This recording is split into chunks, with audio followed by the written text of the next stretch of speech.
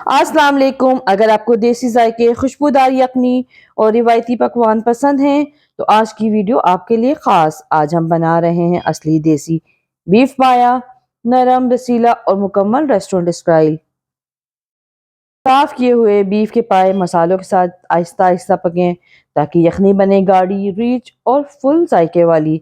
तो चलिए जी शुरू करते हैं। यहाँ मैंने 4 अदद बीफ के पायों का इस्तेमाल किया है, जिन्हें मैंने अच्छे से गर्म पानी से वॉश कर लिया है। इसमें जो भी बाल वगैरह लगे हुए थे उनको मैंने अच्छी तरह से देख के निकाल लिया है, क्योंकि इसमें ज़रा बाल वाल होते हैं तो हमें इसकी सफाई ख़ास कर करवानी है। और कोशिश करें आप अपने बूचर से ही इसको अच्छे से साफ़ करवा लें, तो आपको घर में इतनी मेहनत नहीं करनी पड़ेगी। तो लीजिए, यहाँ मैंने 4 अदद पाए का इस्तेमाल किया है और एक बड़े पतीले में मैंने पानी इसके हिसाब से शामिल करके इनको मैं उबाल लूँगी। यहाँ मैंने 1 केजी हड्डी गुड्डी का भी इस्तेमाल किया है। इससे जो यखनी में एक फ्लेवर निकल के आता है, उससे पाए आपके बहुत ही शानदार बनते हैं।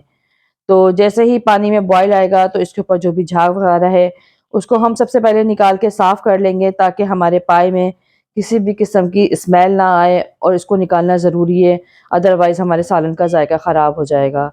तो यहाँ मैंने कुछ खड़े गरम मसालों का इस्तेमाल किया था, जिसमें से मैंने स्पेशली लिया है शाह ज़ीरा, जिसे काला ज़ीरा भी है, सफ़ेद ज़ीरा, दारचीनी, लौंग, काली मिर्च, तेज़ पत्ता और नमक डाल के हम इसको अच्छे से बॉईल करने के लिए रख देंगे, कोई 4 से 6 घंटे के लिए। कुकर में इसका वो फ्लेवर नहीं निकलता जो पतीले में निकलता है। तो यहाँ 4 से 6 घंटे पकने के बाद मैंने पायों को देखा तो वो अच्छी तरह से गल गए हैं। तो यहाँ मैंने 7 से 8 अदद दरमियाने साइज़ की प्याज ली है और इसको मैंने रफली कट कर लिया है। और क्योंकि हम इसको ब्लेंड करेंगे तो इसलिए ज़रूरी नहीं है कि हम इसको बारीक बारीक कट करें। तो बस अब इसको मैं हैंड ब्लेंडर की मदद से बिल्कुल फ़ाइन इसका मैं पेस्ट बना लूँगी। और जैसे ही ऑयल गर्म होगा, सबसे पहले इसमें मैं ये प्याज शामिल कर दूँगी, और प्याज शामिल करने के बाद पहले मैं प्याज पे अच्छा सा कलर आने दूँगी, ताकि प्याज का जो भी कच्चापन है वो सारा ख़त्म हो जाए। तो यहाँ देखें, मैं प्याज को बहुत अच्छे से फ्राई कर रही हूँ। मैं अभी इसको स्लो स्लो आंच पे फ्राई करती रहूँगी। जैसे ही हल्का सा प्याज का कलर चेंज होगा, तब इसमें मैं ये साबित खड़े गरम मसाले शामिल कर दूँगी। मसालों को भी मैं अच्छी तरह से इसमें मिक्स करूँगी कि इसके अंदर भी मसालों की अच्छी सी खुशबू आ जाए। और साथ ही इसमें जिंजर और गार्लिक का पेस्ट शामिल कर दूँगी, 2 एंड हाफ़ टेबल स्पून तकरीबन लहसुन का पेस्ट और 2 एंड हाफ़ टेबल स्पून अदरक का पेस्ट। और इसमें थोड़ा लहसुन अदरक का पेस्ट ज़रा ज़्यादा जाएगा। और इसके बाद पाउडर मसाले 1 टेबल स्पून हल्दी शामिल की है, 3 टेबल स्पून मैंने इसमें पिसा हुआ धनिया, 2 टेबल स्पून कश्मीरी लाल मिर्च, 2 टेबल स्पून इसमें मैंने पिसी हुई लाल मिर्च, 1 टेबल स्पून इसमें मैंने जायफल और जावित्री का पाउडर शामिल कर दिया। और इसमें थोड़ा सा पानी शामिल करूँगी कि ये मसाले हमारे जले नहीं। और इस प्याज के साथ अब मैं मसालों को अच्छे से भून लूँगी।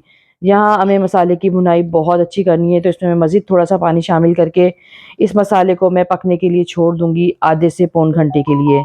ये मसाला हमारा जितना अच्छा भुनेगा उतना ही अच्छा हमारा पाए का सालन बन के तैयार होगा। तो ये देखें, हमारा मसाला अब अच्छे से भुनने के करीब आ गया है। इसमें दाना बन गया है इसके मसाले में। मैं इसको मज़ीद 10 से 15 मिनट के लिए और पकाऊँगी। इसको कवर करके रख दूँगी कि इसका ऑयल बिल्कुल सेपरेट हो जाए। ये देखें, तो ये देखें, यहाँ हमारा दाना बिल्कुल इसका अलग-अलग हो गया है मसाले का। और ये मसाला बहुत अच्छी तरह से भून चुका है। तो अब इस मसाले को उठा के मैं पाए की यखनी में शामिल कर दूँगी।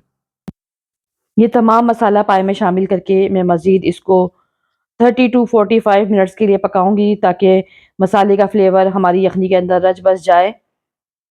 ये था हमारा आज का स्पेशल बीफ पाया, नरम, खुशबूदार और लाजवाब जायके के साथ। ऊपर से हरा धनिया, अदरक, नींबू और साथ गरम गरम नान के साथ पेश करें। यकीनन आपको ये वीडियो पसंद आई होगी, और अगर आपको पसंद आई है तो वीडियो को लाइक करें, चैनल को सब्सक्राइब करें। मिलेंगे किसी नई देसी रेसिपी के साथ। अल्लाह हाफिज़।